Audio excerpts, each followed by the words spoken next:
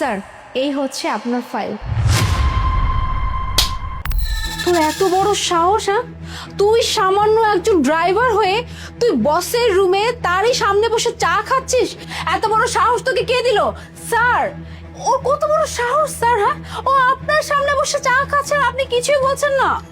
How dare you miss Mona, আপনার কত বড় সাহস, আপনি আমার চোখের সামনে আমারই একটা এমপ্লয়ির গায়ে হাত তুলছেন যে কিনা আমার সাথে বসে চা খাচ্ছিল। স্যার আপনি কি বলতেছেন স্যার? আপনি এত বড় একটা ব্যাপারকে এত সিলি ভাবে কিভাবে নিচ্ছেন, হ্যাঁ? আর আমি ওকে থাপ্পড় মারছি কেন জিজ্ঞেস করছেন? স্যার আমার তো উচিত ওকে আর একটা থাপ্পড় মারা স্যার। ওর কত বড় সাহস আপনি দেখতে পাচ্ছেন, হ্যাঁ? ও সামান্য একজন ড্রাইভার হয়ে আপনারই সামনে বসে ও চা খাচ্ছে। ওর তো এই রুমে ঢোকারই রাইটস নাই, সেখানে ও কেবিনে বসে চা কেন খাবে স্যার? আমি এটাই বুঝলাম না। আর এই যে তুই এখনো বসে আছিস কেন? ওটা এখান থেকে বের হ। আপনার চিন্তা ভাবনা এতটা জঘন্য, এটা সত্যিই আমি জানতাম না।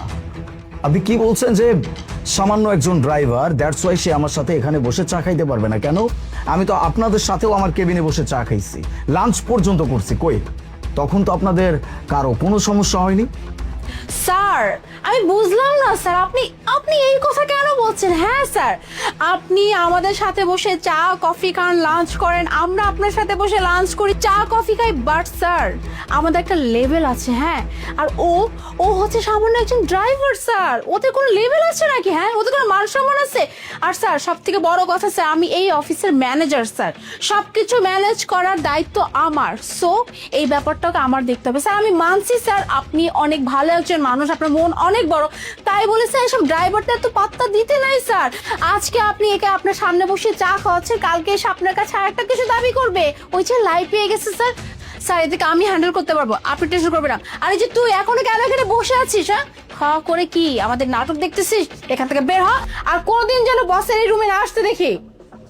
মিস মোনা, আপনি সেই তখন থেকে ওরা বা ওদের মতো মানুষ এই সব কিছু মেনশন করে কি বুঝাইতে চাচ্ছেন? যে একজন ড্রাইভার, একজন পিওন, একজন ক্লিনার বা একজন সিকিউরিটি গার্ড, যারা নিম্ন পদস্থ কর্মচারী আছে, তাদের কোনো দাম নাই আপনার কাছে, রাইট? অফকোর্স স্যার, এটা আমার জিজ্ঞেস করতে হয় স্যার? হ্যাঁ, ওরা হচ্ছে একদম নিম্ন স্তরের কর্মচারী স্যার। আমি আপনাকে বলি, এই যেমন ড্রাইভার, তারপর হচ্ছে দারোয়ান, তারপর হচ্ছে পিওন, তারপর হচ্ছে ক্লিনার, এরা সব নিম্ন পদস্থ কর্মচারী স্যার। ওদের না আছে কোনো ভ্যালু, না আছে কোনো সম্মান স্যার। ওরা তো জাস্ট আসে আমাদের কাজ করার জন্য, ব্যাস। ওদের আবার কিসের সম্মান দিতে হবে স্যার? স্যার আমি একটা কথা বলি আপনাকে স্যার, এদের মতো মানুষদেরকে আমার খুব ভালো করে জানা আছে, বোঝা আছে স্যার। আমি আপনাকে একটা কথা বলি, আপনি প্লিজ স্যার এদেরকে এত বেশি লাই দিবেন না স্যার, পরে আপনি বিপদে পড়ে যাবেন স্যার। আপনি কেন বুঝেন না স্যার? ওরা হচ্ছে ছোট লোক স্যার, ওদের সাথে এভাবে কি আপনার মেলামেশাটা ঠিক দেখাচ্ছে স্যার? মিস মোনা, আপনি হয়তো ভুলে যাচ্ছেন যে এই অফিসটা আমার, এই কেবিনটাও আমার। এখানে কে কতক্ষণ স্টে করবে সেটা আমি ডিসাইড করব, আপনি না। বাই দ্য ওয়ে, ঠিক আছে, আপনার কথাই মেনে নিলাম। এরকম নিম্ন পদস্থ কোনো কর্মচারীর যেহেতু আপনার কাছে কোনো দাম নাই, তাহলে আজকের পর থেকে, মানে এই মুহূর্ত থেকে, আপনি ম্যানেজার হিসেবে ওদের কাছ থেকে কোনো প্রকার সুবিধা বা সেবা পাবেন না। হোক সেটা একজন পিওন, হোক সেটা একজন সিকিউরিটি গার্ড, হোক সে একজন ড্রাইভার বা হোয়াট এভার, কেউ না, কারো কাছে থেকে আপনি কোনো সেবা পাবেন না। একজন ড্রাইভার আপনাকে আপনার বাড়ি পর্যন্ত পিক করে আসবে না, আপনার গাড়ি ড্রাইভার চালাবে না। একজন সিকিউরিটি গার্ড, তাকে আপনি বলতে পারবেন না আপনার গাড়ি পার্ক করার কথা। একজন ক্লিনার, তাকে আপনি বলতে পারবেন না যে আপনার কেবিনটা যেন সে পরিষ্কার করে দেয়। বা একজন পিওন, তাকে আপনি কোনো প্রকার অর্ডার করতে পারবেন না, না চায়ের জন্য, না পানির জন্য, না কফির জন্য, কোনো কিছুর জন্য না। ঠিক আছে, আজকের পর থেকে আপনার সমস্ত কাজ আপনি একা করবেন।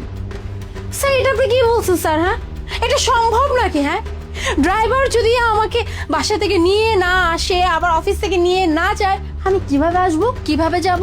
আর পিয়ন যদি হচ্ছে আমাকে চা কফি না দেয়, আমি স্ট্রেস ফ্রি কিভাবে কাজ করব স্যার? আর সিকিউরিটি গার্ড যদি আমার দেখাশোনা না করে স্যার, আমার সেফটি কোথায় স্যার? এরা যদি এসব কাজ আমার না করে, তাহলে আমি কিভাবে থাকবো স্যার? আমার তো অনেক প্রবলেম হয়ে যাবে, তাই না? এক্স্যাক্টলি, আমি আপনাকে সেটাই বলতে চাচ্ছিলাম। আমার কোম্পানিতে আপনাদের মতো শিক্ষিত, আপনাদের মতো ইন্টেলিজেন্ট, আপনাদের মতো যোগ্য যত মানুষজন আছে, যত কর্মকর্তা আছে, তাদের যেমন আমার কোম্পানিতে প্রয়োজন আছে, ঠিক তেমন এসব নিম্ন পদস্থ কর্মচারীরও দরকার আছে। আমি যদি এখনই আপনাকে বলি যে আমার জন্য এক কাপ চা বানিয়ে নিয়ে আসেন, আপনি কি নিয়ে আসবেন? কখনো নিয়ে আসবেন না। আমি যদি আপনাকে বলি আমার রুমটা আপনি ক্লিন করে দেন, আপনি কি সেটা করে দিবেন? কখনো করবেন না। তাহলে আমার তো এই মানুষগুলোকে দরকার আছে। যদি তারা না থাকতো তাহলে আপনি বা আমি এত সুন্দর রিল্যাক্স মাইন্ড নিয়ে আমাদের কাজগুলো করতে পারতাম না। হ্যাঁ, আমি যেমন আপনাদেরকে ছাড়া কোনো প্রজেক্ট হ্যান্ডেল করতে পারবো না, কোনো মিটিং অ্যাটেন্ড করতে পারবো না, ঠিক তেমনি আমার কোম্পানিও এরকম নিম্ন পদস্থ কিছু কর্মচারী ছাড়া চলবে না। আর সব থেকে ইম্পর্টেন্ট কথা, আজকে যদি এই ছেলেটা না থাকতো তাহলে আমি আপনার সামনে বসেই ভাবে কথা বলতে পারতাম না। আমি আমার ফোনে ব্যস্ত ছিলাম, আমি খেয়ালও করি নাই যে একটা গাড়ি খুব স্পিডে আমার দিকে আসছে, কিন্তু আমি খেয়াল না করলেও সেটা ও খেয়াল করছে। আমাকে যদি ও টেনে না ধরতো তাহলে, আর সেই মানুষটাকে আপনি আমার চোখের সামনে যা ইচ্ছা তাই বলে অপমান করছেন, আপনি তার গায়ে হাত তুলছেন, তাও আবার সে আমার একজন এমপ্লয়ি।